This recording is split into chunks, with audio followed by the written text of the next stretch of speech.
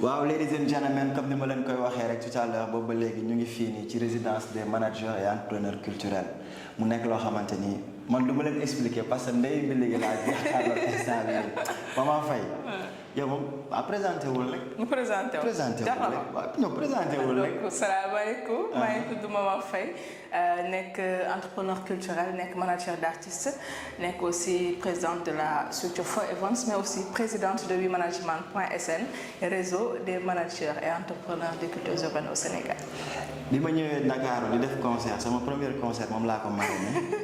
li ma gën a neex ci moom mooy elle est tout le temps en action tout le temps business. culture hip hop lépp tout le temps en action mu nekk lu nga xamante ni daf ma marqué ci moom parce que hip hop déjà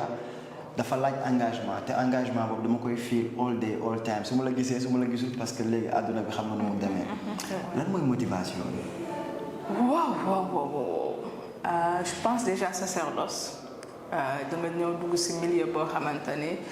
comme ni ñu koy waxee bëriwul jigéen mais aussi ba nga ñëwee ñu fi fekk aussi tàllal la seeni loxo def la confiance aussi di la dénk seen liggéey parce que ku jël manager dafa nekk loo xam ne pour man c'est assez complexe parce que nit ki viwam la lay dénk en quelque sorte c'est-à-dire que tu gères sa carrière mais da ngay dem ba da ngay xam fa même da ngay xam ses problèmes sociaux da ngay xam ses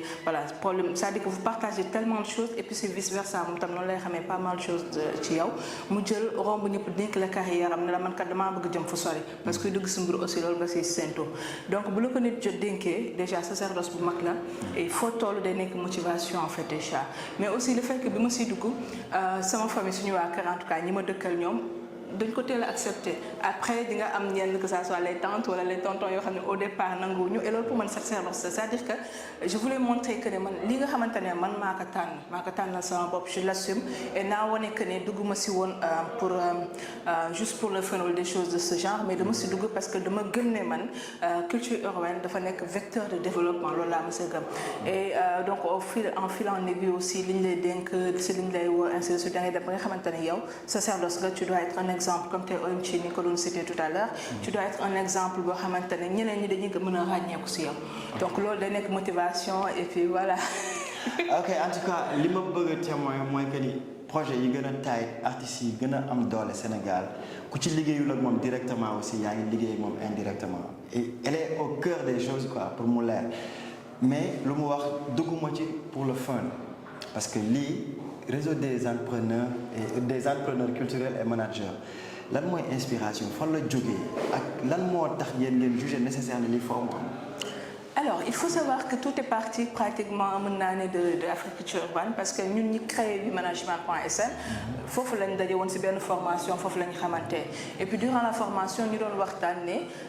on évolue dans un secteur boo xam ne période boobu noonu amul woon ay écoles spécialisées ci ñun li ñuy yëngu maanaam ñun ñëpp on devenait manager de quelqu'un parce que suñu xarit la wala ñoo bokk ko ñu wala voilà ay amis lañu mais c'était pas parce que dañ ko jàng en fait et ñun WeManagement li ñu mës a gëm mooy pour ñun artiste ni mu amee plan de carrière donc le manager bi war a amee plan de carrière donc on s'est dit comme que amuñu ay école spécialisée dans ça et que tey à travers agriculture seen formation boobu nous on se connaît et on sait fan lañ bëgg dem ñun ñi nga xam ne xam nañ fan lañ bëgg dem pourquoi pas se constituer en réseau boo xam ne ñun on peut se former déjà entre nous ça permet côté réseautage mu gën a gaaw maanaam tey man su ma nekkee Dakar bëgg organiser Dalifort par exemple je sais qu'il y a Émile de Foukenko qui est là-bas ainsi de suite tey am na ku nekk Ziguinchor ku nekk Kolda ainsi de suite donc déjà day doon faciliter loolu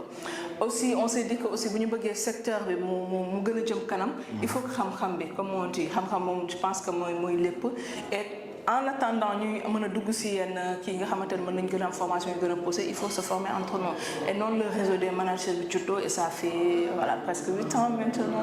ok 8 ans maintenant vous êtes toujours à Dakar amagul ay Kaffrine. non il y a dans toutes les régions il y a pas une région jógee fii dem foofu. si bi ñu doon créé WeManagement def nañu des tournées yoo xam ne déjà à Dakar dans les différentes communes de Dakar déjà après on a fait une tournée nationale dans les différentes régions du Sénégal voilà donc on continue à faire ces activités-là parfois ñu def des activités présentielles loolu moo ëpp li ñuy def mais aussi il nous arrive de faire des activités sur le digital yoo xamante ne ça nous permet justement ñeneen ñi nekk dans les régions que ñu mën a participer mais aussi que ñoom aussi ñu mën a partager ak ñun on a un projet qui s'appelle Sénégal Tour qui est un projet spécialement digital où chaque fois dañuy jël benn région ñu jël ay acteurs yu nekk foofu et on fait une conférence sur Zoom pour ñoom ñu wax ñu ce qui se fait dans la région loolu sax mu jiitu avant ñu naan bi baax on le fait en version physique loolu moo indi sax résidence bi tey. D'accord, les initiatives vraiment elles sont top, l'idée elle est claire, la vision aussi je sais que waaw machallah. Est-ce que vous sentez la main de l'État, des autorités sénégalaises ci li ngeen nekk di liggéey? Mais bien sûr, que ça soit déjà la politique culturelle du Sénégal, il y a beaucoup d'avancées qui ont été constatées. Il y a une politique culturelle quand même déjà, que ça soit au niveau par l'installation déjà de la SODAV qui vient remplacer le BSDA. On le voit aussi qu'il y a des fonds unitaires comme le cas du FDCU, mais aussi il y a d'autres facilitations à travers d'autres ONG ou d'autres structures internationales qui viennent s'installer. C'est le cas de la GIZ, c'est le cas de British Council, ainsi de suite. Ils viennent au Sénégal développer des projets c'est dans l'industrie culturelle et créative. Et lolo de faire un jouer. Et même à travers les centres régionaux, ainsi de suite. Donc c'est-à-dire qu'ils sont en train quand même de mettre une politique. Voilà, ça. Maintenant, comme on dit, c'est un mouvement, surtout les cultures urbaines, c'est un mouvement très très actif. C'est un mouvement où il se passe plein de choses. Et donc du coup, multiplier par 100, voilà, parce qu'il y a tout le temps des initiatives qui viennent et on accueille tout le temps d'autres. Et puis il faut savoir qu'aussi, le mouvement hip-hop, j'aime le dire, c'est un pourvoyeur d'emploi, c'est un créateur d'emploi, c'est un secteur de réinsertion. On ne peut pas compter le nombre de jeunes à travers les cultures urbaines, à travers les cultures urbaines, ils arrivent à subvenir à leurs besoins, aux besoins de leur famille et puis de leurs proches. Donc voilà, état mi ngi en tout cas seetlu nañu ko mi ngi am lu muy teg pour jàppale culture urbaine pour jàppale culture mais nag il faut que ñu gën ko yokk. D'accord, état bi ñu ne ngeen gën ko yokk ba ma fay ne ngeen yokk milliards yi mu dugg ci hip-hop bi bon 3 jours d'affilée yaa ngi ci fii nii xam naa ne là da ngay sonn et tout et il y a d'autres choses qui attendent mais je veux juste savoir avant ngay ñëw ci Mindset qu'est-ce que tu voudrais partager avec ces multiples jeunes qui sont dans les autres régions ou bien qui sont même à Dakar bëgg nekk manager et ils savent pas comment s'y prendre? Alors moi personnellement j'ai fait le tour de toutes les régions du Sénégal à part Matam la musul dem mais je suis partie dans toutes les régions du Sénégal. Il m'arrive même benn région nga dem fa 3 à 4 fois ci biir même année bi et la plupart du temps c'est pour animer des formations là-bas, animer des panels, en tout cas former les jeunes. À moins que je sorte par rapport à certains de mes artistes avec certains artistes avec lesquels je travaille comme le Siwanchi, comme Nutof. Et ce que je vois, et puis quand tu viens pour faire les panels, les formations, tu as l'impression que tout va bien. Parce qu'on te sélectionne, tu fais des formations, ainsi de suite. Voilà. Mais quand tu viens pour faire un concert, pour exécuter un concert sur le tournée comme Show of the Year, c'est là que tu te rends compte qu'il y a du potentiel dans ces régions-là. C'est-à-dire qu'ils ont des artistes extraordinaires, en tout cas des artistes qui sont bien, mais peut-être qu'il manque de promotion au niveau quand tu sors du local de la région, je veux dire. Tu sais aussi qu'il y a des managers qui se battent, il y a des entrepreneurs qui se battent, mais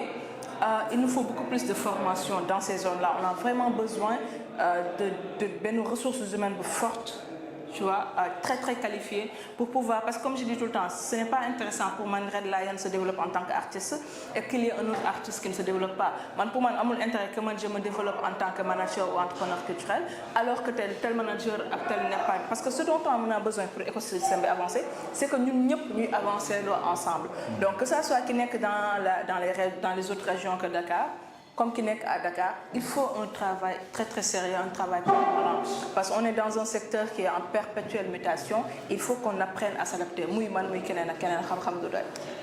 Apprenons à s'adapter parce que loolu mooy li nga xamante ni bon loolu la ñu utee ak mala yi nit da ngay adapté wu. À travers ta voix hip-hop bi ñu bëri dinañ mën a adhérer ci Mindset parce que Mindset émission bi show business la tudd c'est tout ce qui tourne autour que mu nekk cinéma que mu nekk musique que mu nekk leneen ak leneen. Donc j'aimerais bien à travers ta voix gars yi gën a waaw. alors yéen ñi may seetaan moo xam ndax artiste la moo xam ndax manager la moo xam ndax entrepreneur culturel la. dem leen ngeen abonné wu en masse. je dis bien en masse. largement parce que ñun ñoo mën a soutenir entre ñun c'est-à-dire que c'est important képp kuy teg structure bees kuy teg projet kuy teg kii ñun ñu dem dooleel ko ba nga xamante ne day mën a jëm ci kanam. thank you. ah thank you. abonné leen bu baax a baax man de maa ngi fa. waxal Mindset. mindset. Thank you.